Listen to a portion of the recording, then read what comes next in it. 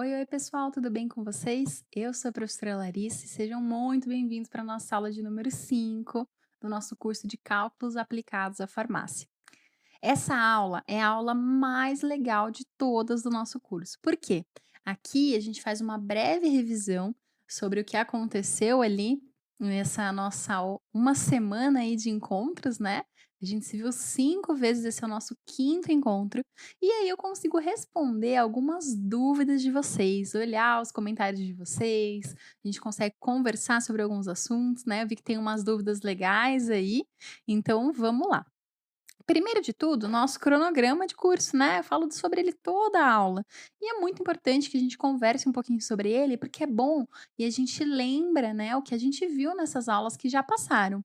Então, nós começamos nosso curso na segunda-feira, falando um pouquinho sobre os conceitos iniciais, pensando em por que eu vou utilizar cálculo pensando em farmácia.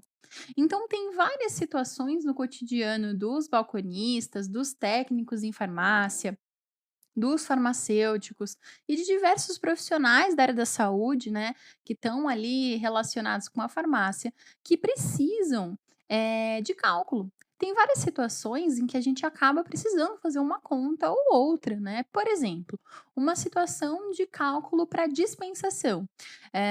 O paciente chega lá, ele tem que tomar um medicamento de 8 em 8 horas por 7 dias. Então, quantos comprimidos eu vou liberar para esse paciente? Ele precisa de uma caixa com 50 comprimidos ou ele precisa de uma caixa com menos, né? Então, vai depender muito da posologia que a gente vai utilizar para esse determinado medicamento, do medicamento em si, do princípio ativo, depende da quantidade de vezes que ele vai precisar tomar durante o dia, quantos dias ele vai precisar consumir aquele medicamento. Então tem muitas coisas envolvidas aí nesse cálculo. E é por isso que a gente tem o nosso curso aqui, para a gente conversar um pouquinho sobre esses assuntos. Claro, pessoal, que em um curso de 5 aulas a gente não consegue aprofundar em todos os detalhes. Por isso, já deixo para vocês de sugestão. Tem algum curso que vocês querem ver aqui no Centro Educacional 7 de Setembro? Coloca aqui nos comentários, manda mensagem para o pessoal lá do suporte, né? Fala para o pessoal lá, pessoal, quero um curso de tal tópico. Ah, quero um curso de tal tópico com tal professor. O pessoal aqui do Centro Educacional 7 de Setembro, do SES, né? Eles prezam em gerar conteúdo que vocês precisam, que vocês pedem, que vocês querem. Então, tem algum curso que você gostaria de ver aqui, mesmo que não for comigo?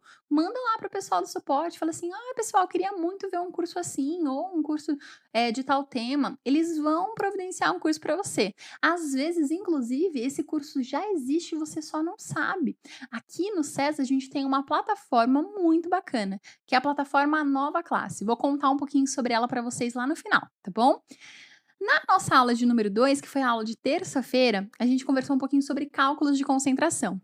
Cálculos de concentração é um tema muito necessário para a gente quando a gente trabalha dentro de um laboratório ou em uma farmácia de manipulação, tá?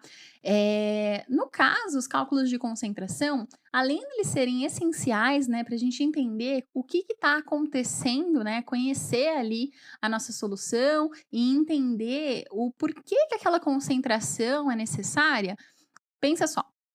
Se a gente tem um medicamento, eu tenho, por exemplo, paracetamol, a gente tem paracetamol 250 e paracetamol 500.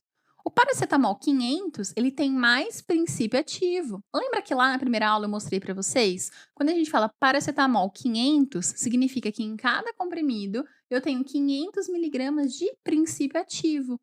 E aí, veja só, o paracetamol 250 tem menos, metade, né, ali, do que o paracetamol 500. Isso significa que ele vai fazer menos efeito? Não. Isso significa que o paracetamol 500 pode trazer um efeito mais rápido, por exemplo, né? Um efeito mais intenso, ok? E é por isso que a gente precisa conhecer essas concentrações. Às vezes a gente pensa no medicamento, tem a concentração dele, às vezes a gente pensa em uma solução, às vezes a gente pensa, por exemplo, em um reagente dentro do laboratório. Então, como eu falei para vocês, eu já trabalhei em laboratórios de análises clínicas, né? Hoje trabalho em um laboratório de pesquisa. E muitas vezes a gente tem contato com soluções químicas, reagentes que já vêm prontos e às vezes eles vêm pronto de uma forma geral, né, eles não vêm prontos específicos para aquela minha técnica. Quando a gente trabalha em um laboratório, por exemplo, nós temos vários protocolos a seguir. E esses protocolos, eles são adaptados de acordo, por exemplo, com o tipo de equipamento que eu utilizo, com o melhor resultado que eu tive no meu laboratório. A gente chama isso de otimização de protocolo. E aí, cada laboratório tem o seu protocolo específico. Mesmo que às vezes trabalhe com o mesmo equipamento, às vezes o protocolo é um pouquinho diferente, porque é padronizado para cada laboratório. E aí, quando o reagente chega para nós, esse reagente, ele é padronizado de uma forma geral. Nem sempre ele está na exata concentração que eu uso no meu laboratório. E aí, muitas vezes, eu tenho que avaliar a concentração e realizar um cálculo de diluição. Pensa só, você trabalha num laboratório de análise, sei lá, hematológica. E aí você faz, esfregaço sanguíneo e você faz uma determinada coloração. Vamos supor que é um panótico, né, ou Leishman, ou outro tipo de coloração. E quando você compra esse corante, né, esse kit de coloração, ele vem numa concentração muito alta. E aí você observa que as suas lâminas ficam muito, muito, muito escuras, muito coradas. E aí o que que acontece? Você vai lá e dilui um pouquinho para ver se melhora a sua lâmina. E a sua lâmina fica melhor para você visualizar. E aí o que que acontece? Você padroniza que no seu laboratório você sempre vai diluir um pouquinho. Por quê? Porque melhora a visualização da sua técnica específica. Então é importante, né, pensar que não dá pra gente diluir ao olho. Por exemplo, quando a gente vai fazer um suco, lembra que eu falei pra vocês na aula de número 3, na aula de quarta-feira? Falei pra vocês assim: bom, quando a gente vai fazer um suco, eu posso comprar um suco daqueles concentrados que vem na garrafinha concentrada, e eu coloco um pouquinho no copo e coloco um pouquinho de água. Quando eu tô fazendo suco, eu posso fazer a olho. Eu ponho um pouquinho do suco, ponho um pouquinho de água, mexo, bebo um pouquinho. Ah, ficou bom, ah, ficou muito forte. Se ficou muito forte, ponho mais um pouquinho de água. Consigo fazer isso. Agora, no caso de um laboratório, seja um laboratório de pesquisa, uma farmácia de manipulação ou qualquer outro local em que a gente está trabalhando com a área da saúde, de fato, né? Eu não posso fazer isso a olho. Eu posso diluir um medicamento a olho para colocar num paciente, mas não posso, gente. Por que que eu não posso? Porque eu preciso saber certinho qual é a concentração que ele vai ficar. Tudo isso é afetado pelas vias, né? A gente chama isso de farmacocinética e farmacodinâmica. Vias de absorção, metabolismo, né? Excreção desse medicamento depois, os seus efeitos dentro do organismo, né? Então, farmacocinética, farmacodinâmica. E é importante que a gente entenda que essa concentração, essa diluição que a gente está fazendo, tudo isso vai impactar na biodisponibilidade daquele medicamento depois, na biodisponibilidade daquele fármaco lá no sangue. Lembra lá que biodisponibilidade é a porcentagem, né, que eu tenho desse fármaco que realmente atinge a corrente sanguínea. Porque o que está acontecendo? Vamos supor, um fármaco via oral. Eu vou lá, consumo esse fármaco via oral, ele entra na minha boca, passa ali pelo esôfago, vai parar no meu estômago, sofre ação, né, do pH e de tudo que está acontecendo no meu estômago, com o suco gástrico, né, a pepsina, pepsinogênio, um monte de coisa acontecendo ali. Aí o que que acontece com esse fármaco? Ele começa a se degradar ali no intestino e é absorvido. A hora que ele é absorvido, ele vai para a corrente sanguínea. E isso é a biodisponibilidade. É a porcentagem que tinha daquele princípio ativo, por exemplo, no meu comprimido e que vai chegar na corrente sanguínea lá depois, na hora que for absorvido. Da corrente sanguínea, ele passa ali para os rins, sofre o processo de metabolismo. Às vezes a gente tem que alterar esse fármaco primeiro antes dele fazer o seu efeito, né? Tem várias classes, vários tipos aí, dá assunto suficiente para um curso de farmacologia inteiro, né? E aí a gente tem essa passagem para o metabolismo, enzimas que são metabolizadoras de vários tipos de fármaco, lá no fígado. Depois ele passa para o rim para ser excretado, tá? É importante que a gente entenda que tudo isso está acontecendo ao mesmo tempo, né. Não é algo que, assim, o fármaco ele passa para a corrente sanguínea, vai para o fígado, vai para o rim. Tem parte dele que tá na corrente sanguínea, tem parte que já tá no fígado, tem parte que já tá no rim, tem parte que já foi excretado, tudo isso tá acontecendo ao mesmo tempo. E tudo isso é alterado por conta da concentração, por conta da diluição, tá?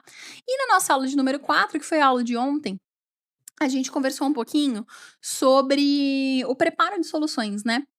Mostrei para vocês mais ou menos como que a gente prepara isso no laboratório, porque eu acho que é uma informação tão legal, né, saber como que isso é preparado. Muitas vezes a gente pensa que a gente prepara igual a gente faz em casa, né, igual falei pra vocês na aula de ontem. Ah, eu pego um saquinho de gelatina em pó, coloco ela no copinho, ponho água quente, água gelada, dou uma mexidinha e tá pronto. E não é bem assim que funciona, né, a gente tem várias normas de biossegurança, a gente tem várias normas pra seguir, protocolos pra seguir, né, pra que tudo saia exatamente igualzinho. E aí, na nossa aula de hoje, a gente tá falando sobre perguntas e respostas. Essa é a aula mais legal de todas, porque aqui eu consigo mostrar os comentários de vocês. E olha que bacana, né? Aqui coloquei para vocês uma chuva de comentários lindos, maravilhosos, fofinhos, né? Muito, muito carinho que eu recebi de vocês e muito carinho que eu recebi de vocês lá no Instagram também, né? Eu particularmente, eu gosto muito de fazer as aulas aqui para o Centro Educacional 7 de Setembro por vários motivos, mas um deles é esse carinho que vocês têm com a gente aqui do outro lado, com os professores. Eu acho que é um carinho muito genuíno, muito gostoso de receber. E eu fico muito feliz que, de alguma forma, esse curso está contribuindo para vocês com algo na carreira profissional, né? Eu acho muito bacana quando eu recebo esses comentários de vocês contando que alguma coisa tá sendo útil. Teve uma aluna que mandou para mim no Instagram: prof, seu curso de cálculos está me ajudando muito porque eu vou prestar um concurso, né? Outro aluno falou: não, prof, eu tô começando a faculdade agora, tava meio inseguro, que legal, agora eu tô entendendo um pouco melhor.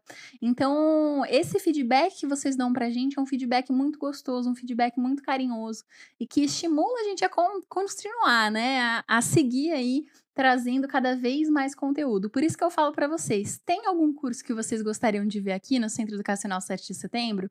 Se tem, comenta aqui embaixo, conta para mim, mas manda lá pro pessoal do suporte, fala lá: olha, quero um curso de tal coisa, será que poderia existir, né? O pessoal do suporte trabalha com muito carinho, com muito cuidado, para trazer para vocês os temas que vocês pedem, os temas que vocês querem. Olha que legal, né? E tudo isso fica disponível para vocês de graça. Vocês conseguem assistir o curso gratuitamente quando ele está sendo exibido, né? E depois, se você quiser reassistir, aí você tem a opção de assinar a nova classe, que é como se fosse, né, uma plataforma de séries, só que de conhecimento. Olha que legal! Eu adoro, eu adoro, adoro, adoro, adoro. E vamos entrar de fato nas dúvidas de vocês. Então, primeira dúvida foi uma dúvida que aconteceu aí para várias pessoas, ó. Monique, Kelinho, Sam e Pedro perguntaram basicamente a mesma coisa, né? Monique falou assim: minha dúvida é, sempre que acharmos a quantidade em miligramas, é imprescindível converter em gramas? Nem sempre, Mo. Às vezes, a gente não precisa fazer essa conversão, né? Vai depender daquilo que a gente está olhando. Por exemplo, se eu estou trabalhando com uma balança que pesa em gramas, eu não tenho como utilizar miligramas de unidade. Então, vai depender do que você está trabalhando. Agora, por exemplo, pensa só, paracetamol. Paracetamol, 500 miligramas. Faz sentido eu converter ele para gramas? Não. Então, vai depender muito da situação. Vai depender muito do que você está olhando, né? De qual cálculo que você está fazendo, qual que é a sua intenção ali, né? Qual que é o seu objetivo final com aquele cálculo. Então, vai depender muito dessa situação, tá bom?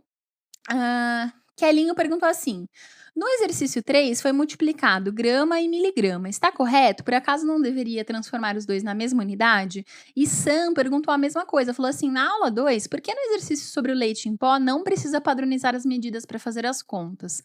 Eu tenho 400 gramas e 500 miligramas. Cheguei no mesmo resultado, mas eu transformei tudo em gramas antes. Por que nesse caso não precisa, né? E aí, por fim, Pedro falou assim: por que eu não preciso transformar as unidades no cálculo de concentração? Se a concentração está em mol por litro, o volume também não deveria estar em litros? E aí, pessoal, falo para vocês o seguinte: tudo depende daquilo que a gente está avaliando. O exercício 3 que vocês pediram aqui, ó, Kelinho e Sam, eu vou colocar, já coloquei no próximo slide pra gente resolver, tá? Mas veja só que lá a gente tá multiplicando, eu não tô multiplicando grama por miligrama, eu tenho coisas diferentes. Eu tô olhando na lata de leite, que tá em grama, e tô olhando na quantidade de cálcio, que tá em miligrama. Então, as colunas estão em unidades iguais, tá? Em relação à pergunta de Pedro, Pedro falou assim: por que não precisa transformar as unidades no cálculo de concentração? Se a concentração está em mol por litro, o volume não deveria estar em litros? Pensa só, se eu quiser fazer uma solução de 250 ml, isso aqui eu estou falando de volume. O meu volume pode estar em ml, pode estar em litro, tá? Agora, a minha concentração, eu quero uma concentração, sei lá, 2 mol por litro. Eu preciso converter o volume em litro para olhar a concentração? Não. Eu sei que 2 mol eu tenho em 1 litro, por exemplo. E eu quero, 1 litro eu sei que é 1000 ml, eu quero 250 ml, tá? A gente não precisa converter o volume para litro, né? Agora, a gente tem sempre que comparar a mesma unidade na coluna da regra de 3. Então, veja só, aqui, eu tenho mol e o meu resultado de X vai sair em mol. Aqui eu tenho ml e o meu resultado, né, tá em ml também, ok? Então, precisa estar na mesma unidade na coluna, não necessariamente, né, tudo tem que estar exatamente na mesma unidade. A gente aprende muito isso no colégio, todas as coisas têm que estar na mesma unidade. Na verdade, não é bem assim que funciona, né? Depende muito daquilo que a gente está olhando. A gente tem que comparar coisas que estão na mesma unidade. Mas, né, tem casos em que a gente não tem que converter, ou a ordem que a gente vai converter não faz assim tanta diferença, tá? Em relação à pergunta de Kelinho e pergunta de Sam sobre o exercício de número 3, veja só. O exercício de número 3 é esse daqui, aquele do leite em pó que a gente resolveu, acho que na aula de número 2, tá? O que o exercício fala? Ele fala assim, em 100 gramas de leite, eu tenho 500 miligramas de cálcio. Em 400 gramas de leite, eu tenho quanto? Né? Só que ele pede a resposta em mols. E aí, veja só, olha que bacana. Essa é a resolução que eu fiz com vocês, tá? É exatamente o mesmo slide. Olha aqui que legal, vou colocar em rosinha, tá? Aqui, quando eu tô falando da lata de leite, tá em gramas. Aqui, quando eu tô falando da lata de leite, tá em gramas. Na coluna, eu tenho a mesma unidade. Aqui, eu tô falando de cálcio, tá em miligramas. E aqui, tô falando de cálcio, tá em miligramas. Tá na mesma unidade. Nesse caso, tá correto. Eu não preciso converter, porque são duas coisas diferentes. É a mesma coisa que eu falar para vocês assim, em cada casa tem uma Larissa. Casa é uma unidade, Larissa é outra. Agora, em 40 casas, quantas Larissas vão ter? Aqui, veja que eu estou comparando a mesma unidade. Em uma casa tem uma Larissa, em 40 casas eu tenho quantas Larissas? Casa, casa, Larissa, Larissa. Estou comparando a mesma unidade na coluna, que foi o que aconteceu aqui. Olha aqui embaixo, por exemplo, quando eu olhei para mol, o meu resultado saiu em mol. E aqui, gramas com gramas. Na coluna, eu tenho o mesmo resultado, eu tenho a mesma unidade. A mesma unidade na coluna, ok? Então, a gente tem que fazer as conversões, né? Mas, na mesma coluna, tem que ter a mesma unidade. Agora, dos dois lados, não precisa. Por exemplo, aqui, grama para miligrama, que vocês contestaram, né? Que vocês falaram, por exemplo, aqui precisaria estar os dois em gramas. Aqui, por exemplo, precisaria estar os dois em mol? Nem tem como, né? Então, na mesma coluna, é a mesma unidade. Em colunas diferentes, não tem problema, tá? Alguém perguntou também sobre a ordem dessa transformação, né? Acho que foi Sam. Sam falou assim, eu cheguei no mesmo resultado, mas transformei tudo em gramas antes. Não tem problema, tá? Por que nesse caso não precisa? Não precisa porque na mesma coluna ali, você tem as mesmas unidades, tá? Eh, e aí o que acontece? Não tem problema você transformar em grama primeiro, se você preferir. Isso é uma coisa importante de falar, né? Quando a gente pensa em matemática, nós temos muitos caminhos para chegar no mesmo resultado. Tem muitas formas de resolver a mesma conta. Aqui estou mostrando para vocês uma das formas de resolver esse exercício, mas existem outras milhares de formas de fazer essa resolução, como para qualquer conta matemática. O importante é que o resultado no final seja o mesmo. Tá? A gente tem muitas e muitas e muitas formas de resolver, porque na matemática nós temos muitas regrinhas que a gente pode empregar em diversas situações. Então, por isso, né, que alguns transformaram em gramas antes ou transformou depois igual eu, não tem problema, isso não faz diferença. O importante é que o seu resultado tenha saído igualzinho aqui o meu, ó, 0,05 mol. Ok, pessoal? Vamos para a próxima dúvida, então. Próxima dúvida também é de Sansan, perguntou assim: em relação à aula 1, ó, como que eu sei que o comprimido precisa ter 500 miligramas? Nesse caso, a gente tem cápsulas que são de volumes diferentes, cápsulas que são de tamanhos diferentes. Acho que vocês provavelmente já se depararam com essa situação, né? Às vezes você pega uma cápsula que é bem pequenininha, fácil de engolir, por exemplo, e outras que são maiores, né? Por exemplo, cápsulas de antibióticos são um pouquinho maiores, mais gordinhas, né? Cápsulas, por exemplo, daqueles multivitamínicos, né? São cápsulas de diferentes tamanhos. E o que está acontecendo nessa cápsula? Como elas têm diferentes tamanhos, cada uma delas consegue comportar uma quantidade diferente de princípio ativo com o recipiente, tá? Por isso que a gente pensa, nossa, precisa ter 500 miligramas. Então, veja só, se eu tenho uma cápsula para eu colocar um princípio ativo que eu vou precisar de 200 miligramas, eu posso pegar exatamente a cápsula de tamanho para 200? Não, por quê? Porque vai ficar muito apertadinho, eu não vou conseguir colocar, né, não vou conseguir homogeneizar direito, vai ter basicamente somente princípio ativo. Então a gente pega uma cápsula que é um pouquinho maior e completa com recipiente. O que é esse recipiente? O recipiente é um material, né, um composto ali que vai ficar inerte, ele não vai trazer nenhuma diferença para esse princípio ativo, ele não vai ser absorvido, ele não vai fazer nenhum efeito no nosso organismo, mas ele pode ajudar na biodisponibilidade do princípio ativo, ele pode ajudar no aumento da biodisponibilidade do fármaco. E é muito legal quando a gente pensa que tudo isso é montado dentro de um laboratório de farmácia, né, numa farmácia de manipulação. Olha que bacana, né? Então nós temos diferentes tamanhos de cápsula e a gente avalia esses tamanhos. Lógico que tem algumas regrinhas, né, pra gente avaliar e definir qual vai ser o tamanho da cápsula que a gente vai usar, mas a gente tem diversos tamanhos, ó, cápsula 00, aqui, cápsula 00, cápsula 0, 1, 2, 3, 4 e 5, ó. Elas estão decrescendo de tamanho. A 5 é menorzinha, a 000 é a maior zona. E aqui tem uma estimativa de volume que a gente consegue colocar dentro dela, tá bom? A gente estava falando do 500, seria essa cápsula aqui, cápsula 1, tá? Então é por isso. É assim que a gente sabe quanto que a gente vai colocar lá dentro da cápsula, tá? Em relação, se a sua pergunta for em relação à quantidade de princípio ativo, também pode ser ter o viés ali, né? Não sei se você estava falando necessariamente da cápsula, que eu preciso colocar 500 miligramas dentro da cápsula, ou se você está falando de 500 miligramas de princípio ativo. Se for da cápsula, essa é a explicação. Se for de princípio ativo, o que acontece? Nós temos diversas metodologias de pesquisa em farmácia.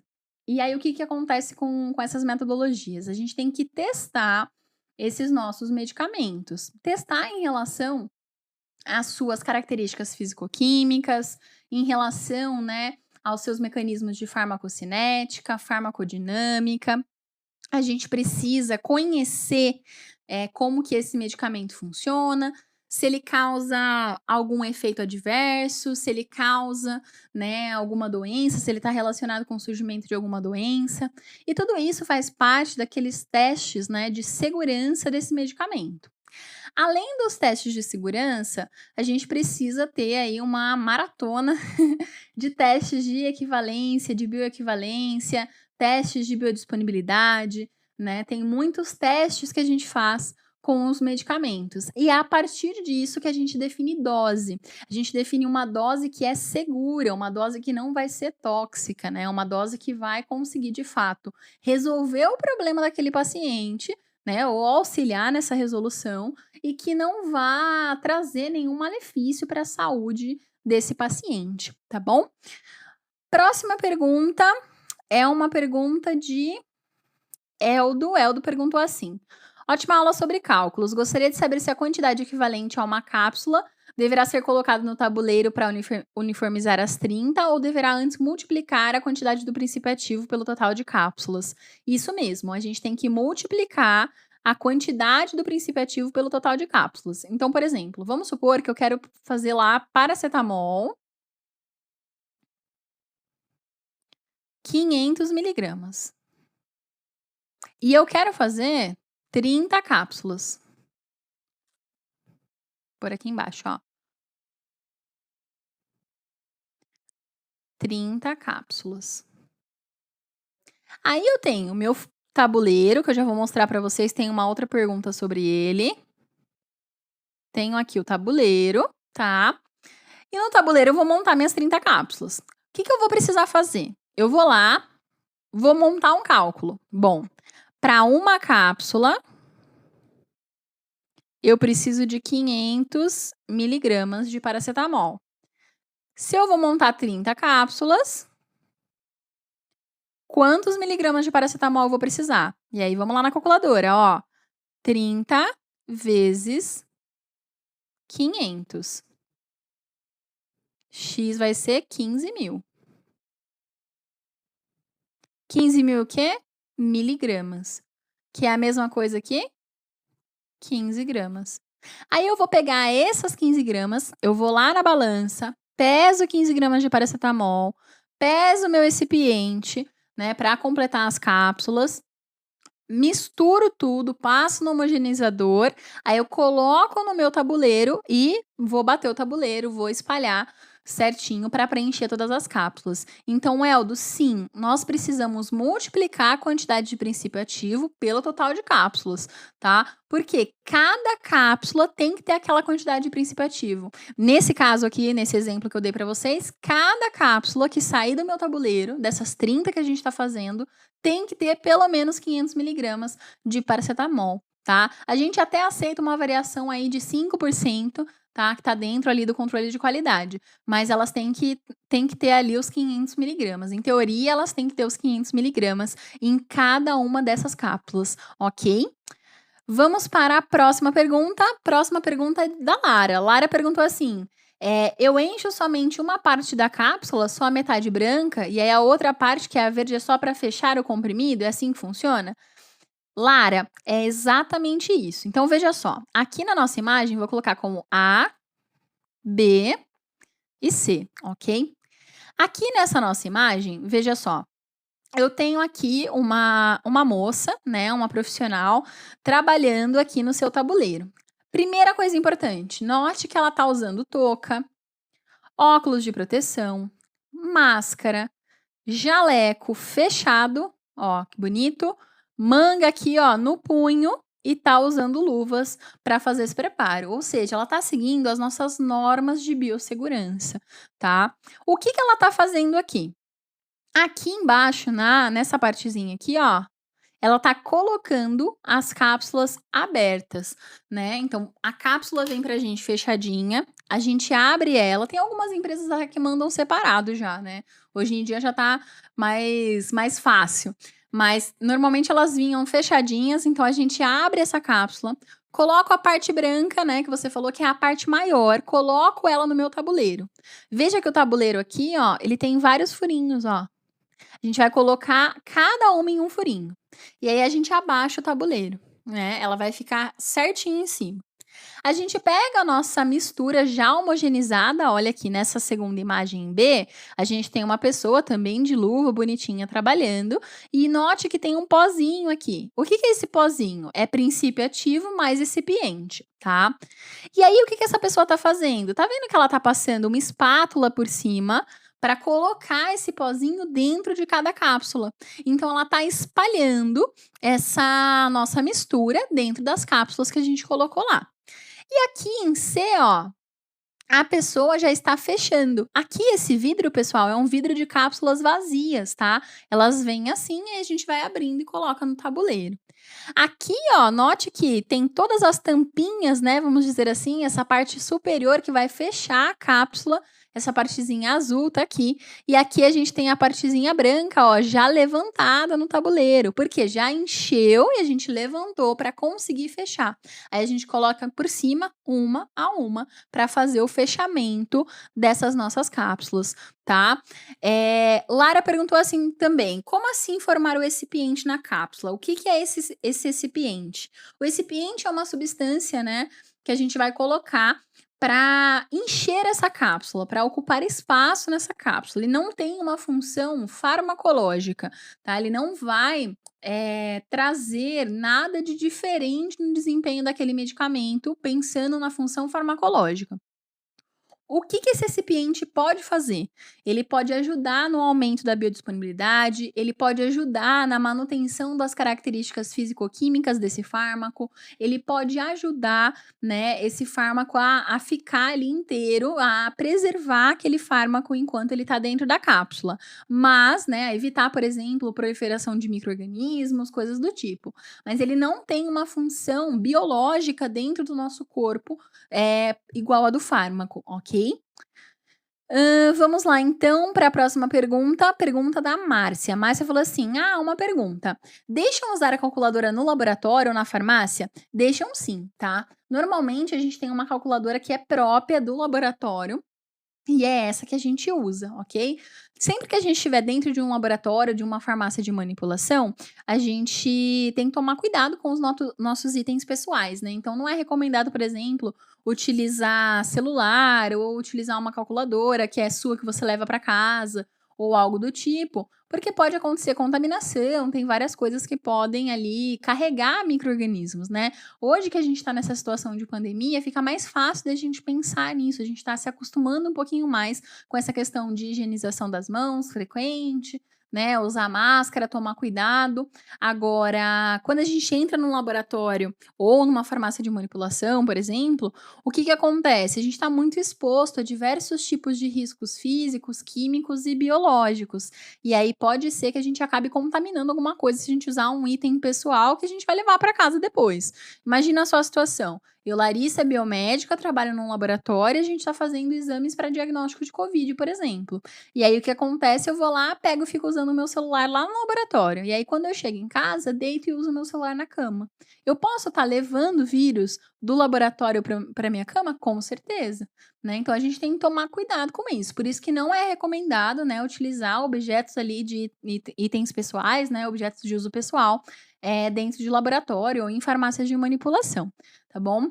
Márcia falou assim também: não achei tão simples esses cálculos, além de ter que recordar a tabela periódica, que não me lembro mais, tentei resolver sozinho e não consegui, mas como anotei no caderno, vou pegar as regras de cálculo para continuar. Fora isso, o professor é ótima, a aula também, afinal, o que não te desafia não te transforma, né? Márcia, eu concordo 100% com você, tá? Os cálculos, eles não são simples, né? Eles são simples quando a gente já consegue entender como que eles estão funcionando. E sobre recordar a tabela periódica, eu vi que tem muitos de vocês que pediram até um curso de química, né? Manda lá pro suporte, vê com o suporte se não rola um curso de química básica. Eu topo, se vocês toparem, eu topo. E eu adorei essa sua frase, por isso que eu coloquei esse seu comentário aqui, né? O que não te desafia, não te transforma. E, pessoal, é exatamente isso, né? Quando a gente se depara com situações em que a gente se sente desafiado, né? Que acontecem coisas que a gente para pensar e fala assim: nossa, o que que eu vou fazer agora? Como que eu vou resolver isso, né? São os momentos em que a gente mais cresce, como pessoa, como profissional e assim por diante, né? Então, aproveitem esses momentos. Eu sei que a situação que a gente está vivendo hoje, por exemplo, de pandemia, né? É uma situação muito complicada, mas ainda assim tem coisas boas que a gente pode tirar desse momento, né? A gente está aqui conversando, por exemplo, fazendo um curso legal.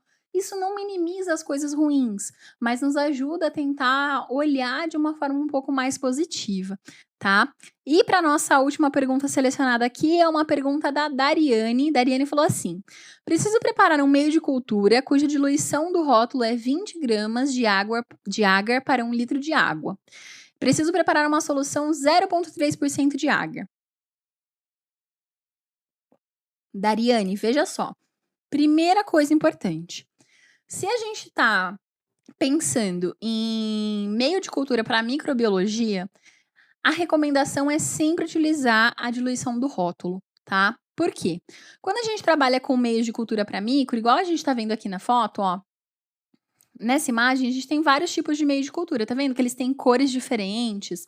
Esse daqui, por exemplo, é um pouco mais translúcido, esse daqui tá um pouquinho mais escuro. Aqui a gente tem um que é marrom, outro que é meio avermelhado, aqui um vermelho mais vivo, né? Esse aqui que é branquinho, e assim por diante. Cada um desses meios de cultura são de um tipo diferente. De um tipo diferente, como assim? Na microbiologia, quando a gente trabalha com microbiologia clínica, né, pensando ali no laboratório, nós temos vários tipos de meio de cultura, meios nutritivos, meios seletivos, meios de diagnóstico, né? Cada um tem as suas características e as suas propriedades, né? E cada um tem as suas funções. Quando a gente compra os meios de cultura, normalmente eles já vêm com uma diluição, igual a Dariane falou assim, né? A diluição do rótulo, que é a diluição recomendada pelo fabricante, é 20 gramas para 1 litro de água.